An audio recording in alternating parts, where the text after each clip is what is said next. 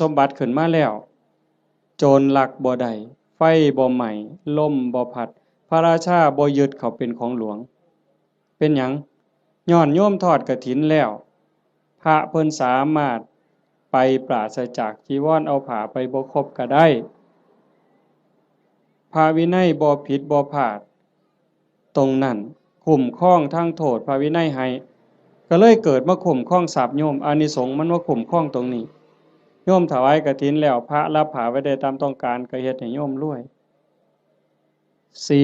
4โยมทอดกฐินปั๊บพระฉันเป็นวงได้ฉันปรัมปราออกสื่อโภชนาได้โยมสิได้รับอานิสงส์บ่ต้องศาสตราบ่ต้องอาวุธบ่กินของแสลงบ่ต้องยาพิษแม้กระทั่งเขาเจ้าว่างยาใส่ยาเฮาก็